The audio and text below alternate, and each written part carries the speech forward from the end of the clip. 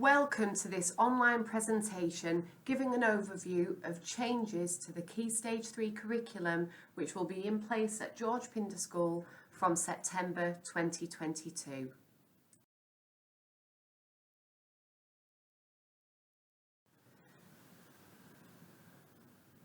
As you know, your child is currently in Key Stage 3.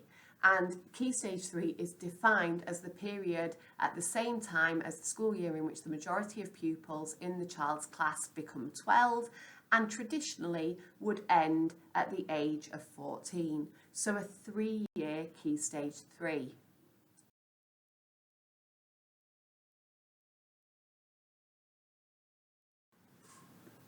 We have been using the national curriculum since 1988 and we have previously reduced the length of that national curriculum, that Key Stage 3 curriculum, to 2 years to give us more time to focus on GCSE option subjects.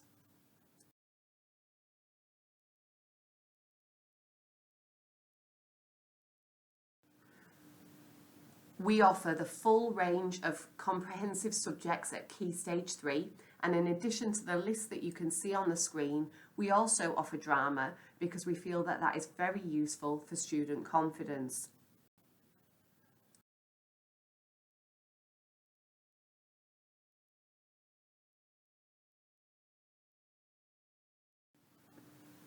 However, as you are all aware, the last 2 years have been anything but normal, and the experience for our Key Stage 3 students has been far from normal. Younger students in particular have found it very difficult to adapt to remote learning. Year 8 students, whose Year 6 was disrupted by the full national lockdown, had a strange transition to secondary school. Social distancing measures during their Year 7 meant that students were not able to experience practical subjects in specialist rooms in the normal way. And the lockdown in January 2021 impacted again on normal lesson delivery. Repeated isolation and the impact of COVID on attendance at school for many students means that we have identified that some students have gaps. And whilst in our curriculum we do cover all the requirements of the national curriculum at Key Stage 3, that's not being covered in sufficient depth in some subjects to set students up for success in GCSE courses. I'm now going to hand over to Mrs. Prentice to explain about the changes that we are carrying out this year.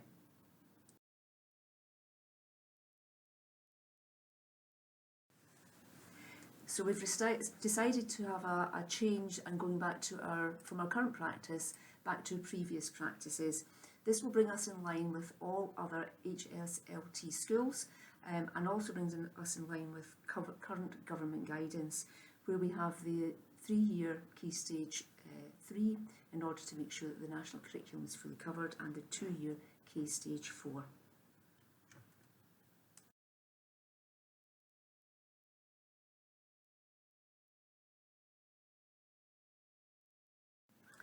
So our options process for next academic year then, so January of 2023, will start where the students are allowed to choose 3 options, one of which must be a humanities, so that continues with our government guidance where we have to include those EBAC subjects, those rigorously academic subjects. So 3 options to choose from, one of which must be history or geography. We will continue to offer the wide range of choices that we do at the moment to make sure that we meet all students' needs, their interests, their aptitudes and their abilities. So that vocational option that we have that we're so proud of and so strong with in school will still be available to our students, and that helps to prepare them obviously for the world of work. But we'll also continue to offer those more academically rigorous subjects, so that EBAC qualification that includes a modern foreign language, which is so important for our students that want to continue into higher education. We will continue to offer those subjects too. In order to do this then, the 3 options make sure that we adhere to the specification guided learning hours. So exam boards specify how many hours students should be allocated in order to cover the full course in that full specification. And the 3-year option will allow us to ensure that our students do that. That would include obviously the strategies we use in lessons, for revision, for retrieval practice, and so on and so forth.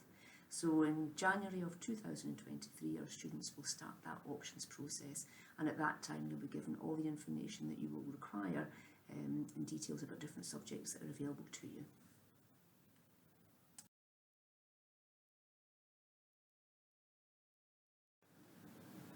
We hope that this short presentation will go some way to answering any questions that you have about the changes to the Key Stage 3 curriculum which will take place this year for your child. If you do have any further questions or you'd like to talk to us about it, in the first instance please contact Mrs Prentice at school, either using the school phone number or using her email address that's on screen. We really very much appreciate your support and hope that you've enjoyed the presentation. Thank you.